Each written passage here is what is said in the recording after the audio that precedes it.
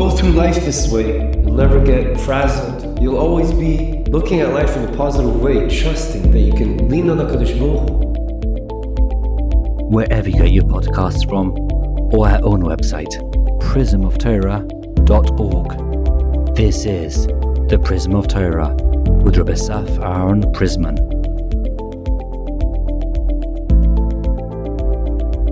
Shalom Uvracha. Even though we already sent a Dvar Torah to do with Parshas Vayikra and Purim, but I think it's very important to say over a short message, even for myself, to get us into the mood of Purim and realize the deepness and uniqueness of the Chag of Purim, so that we can get into the Suda and the mitzvahs of the day, which, as we know, Megillas Esther, Matanus Le'Evyonim, Mishloach Manois, etc. So we'll start off with the famous question, Purim. Why is it called Purim? Al Shema Pur. Pur is the lottery that Haman Harasha did in order to know on what day he tried to get rid of the Jewish people. And this answer is not really an answer. So what? So what if there is a lottery that he did, and based on that, the holiday is called Purim? The name of a holiday, obviously, simple logic says that it implies something about the essence of the day. So what is hidden in the name of Purim that represents the actual theme of the day? Question number 2, we know that Purim was a very special miracle. It was a miracle that Klal Yisrael loved so much. And through that love, it triggered them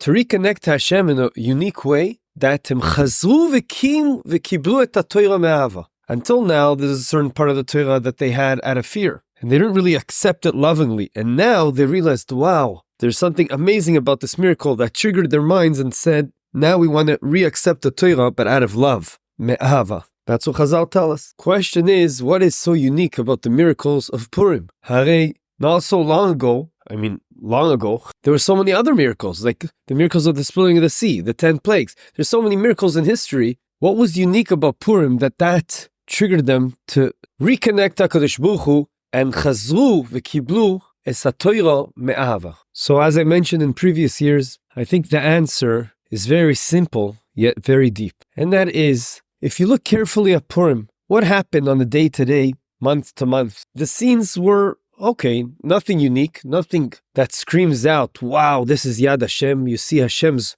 running the world. You don't really see that. It looks like, okay, it's nature. It's normal to have all kinds of different independent events happening. So Vashti came to the Mishte, and then he kicked her out, and then he wanted a new queen, and then Esther came, and then Haman came and unfortunately tried to get rid of the Jewish people, and he threw a lottery, and then it came out on this date, etc., etc. However, once all the scenes were done, and you look back, and you look at all the events, you're like, wow, it is so obvious that HaKadosh Baruch Hu was running the world. Everything was a setup. Everything happened for a reason. You see why HaKadosh Baruch Hu set up the system that Vashti will get kicked out. Why HaKadosh Baruch Hu set up the system that Esther will be the queen, so we'll have connections in the kingship. Because HaKadosh Baruch Hu knew, of course, that the Gzeir was going to happen, the decree of trying to get rid of the Jewish people. The tree that Haman put to try to hang Mordechai at the end was used against him. You see how everything was an unbelievable masterpiece, how Hashem orchestrated the scenes. And that gives one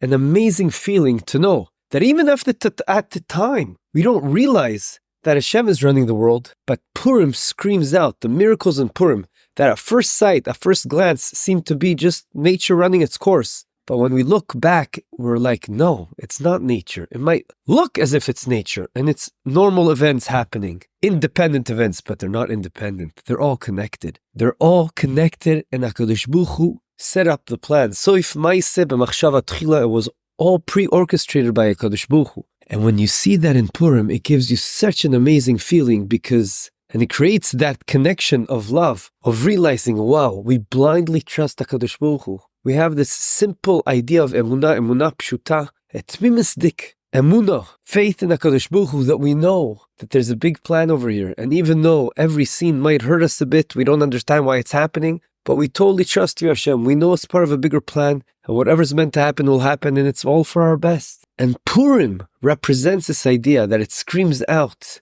I can see how everything happened for the best. And that is precisely the reason that Bnei Israel took upon themselves, we love the Torah that Hashem gave us. Kucha Bruchu, Israel, V'oraise, HaKadosh Baruch Hu, Am Yisrael and the Torah is all one. We want to connect. Now we realize how Hashem is always there for us, taking care of us, and everything's part of a bigger plan that we may not be able to understand at the moment. But in the long run of things, we see it's all coming from HaKadosh Baruch Hu. And that is also why it's called Purim. Because Purim screaming out, it might look to you like it's just a lottery, that things are just happening. Okay, it just happened, or like it just happened. No. Even things that look like they just happened, no, Purim's telling you, even that thing itself, the lottery, the lottery represents by chance. Even that is not by chance. That is a Kodesh Baruch Hu, as Das Tvunus screams out. The Ramchal in his book, in his Sefer, Das Tvunus says time and again that the best way of proving something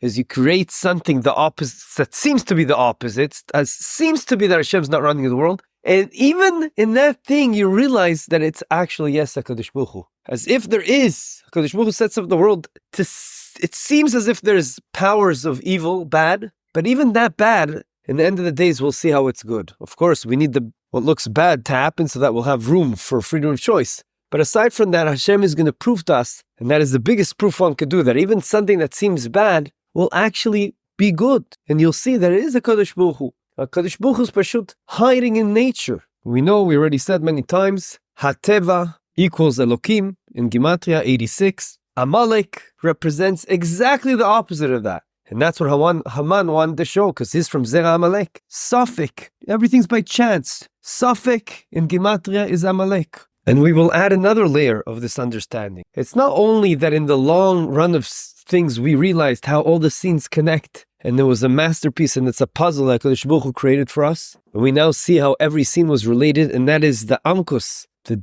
depths of the miracles of Purim that's so unique, and that we fell in love with the Kadosh Baruch Hu and the Torah. But it's even more than that. The same thing that seemed to be the worst news ever, it itself changed to be the good news. And there is numerous events like that in Purim, and we'll just go through some of them. First of all, the fact that Esther HaMalka was taken away, snapped away from Mordechai, and placed as a queen to be with a goy, with Achashverosh, seemed to be the worst news ever. But we know that in itself saved us, because she was a shaliach to save Klal Yisrael, to go up to Achashverosh and tell him what happened, etc. So too, we know that Haman planned out this whole thing of setting up a tree to hang up Mordechai. But at the end, what happened? That tree in itself, which seemed to be the worst news for us, Gadol HaTorah was going to be hung chas v'shalom on it. At the end of the day, it was the biggest Rasha in the world at the time. He was going to be hung up on that at the end. And that is the whole idea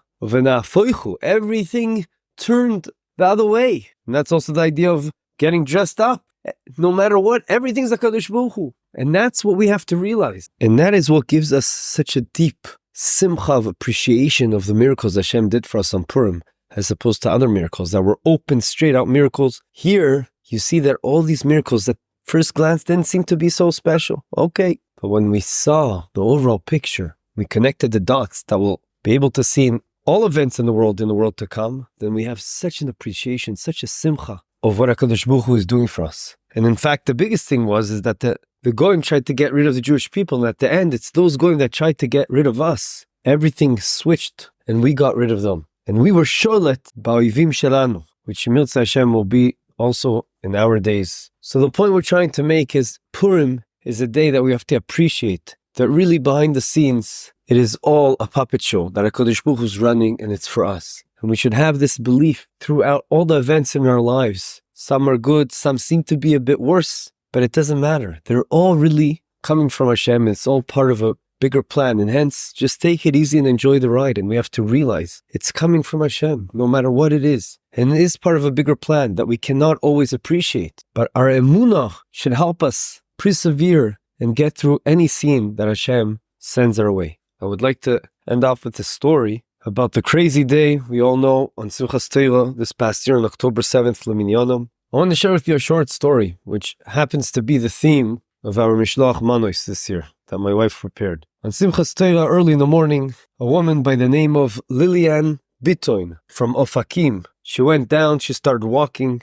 Even on Simchas Torah, she went to a place where she helps handicapped type of people. And as she's hurrying because she was late, she took a coffee cup, those chad pa'ami cups, the one you use each time and then you throw it. And as she's starting to walk with her hot coffee, it starts dripping, and she's telling to herself, I cannot believe this. It's dripping really heavily. Oh no, the cup. There's a hole in the cup. I can't believe it. I took exactly the 1 cup out of 50 cups that has a hole. She runs back home to switch the cup because she needed her coffee. And as she gets back to her house, breathing very heavily because she just ran back to the house or walked really fast, as she's switching the cup, she suddenly hears loud noises of boom outside. And being frightened, she looked outside and she see Yimach Shmam, the terrorists, and they're shooting into every side and every place. She runs into her mamad, like her protective room. She locks herself there with her kids, and she waits there for hours. The rest, unfortunately,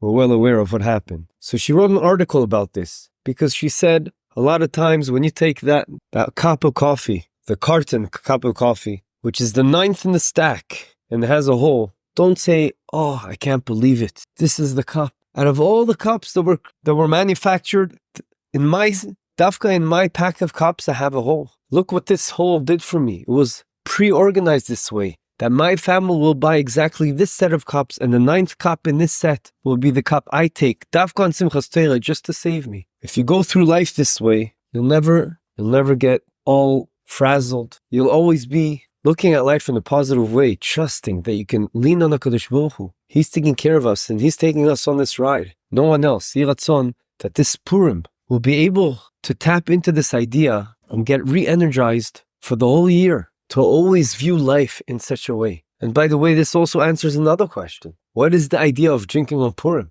And to what extent should we drink? Perhaps based on the idea we're saying, we're drinking to help us to tap into this way of thinking, of realizing no matter what happens, sometimes a little bit of drinking helps us stop cheshboning everything, stop calculating, how did this happen? Why did this happen?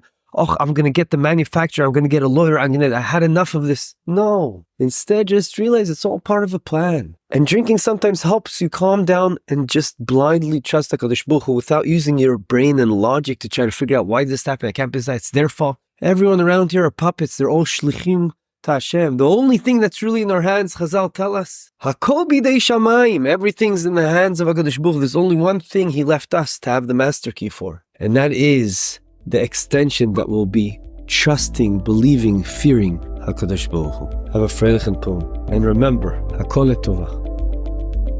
This concludes another episode of The Prism of Torah. Thank you for tuning in today. We hope you enjoyed it and learned something valuable. If you did, please subscribe to the podcast and give a 5-star rating. You can also find this podcast wherever you get your podcasts, or our own website, prismoftorah.com, where we have a full archive of all our past episodes. We would like to thank Unravel for the recording equipment and Eli Podcast Productions for handling all our post-podcast productions. Join us next week for another enlightening conversation on The Prism of Torah.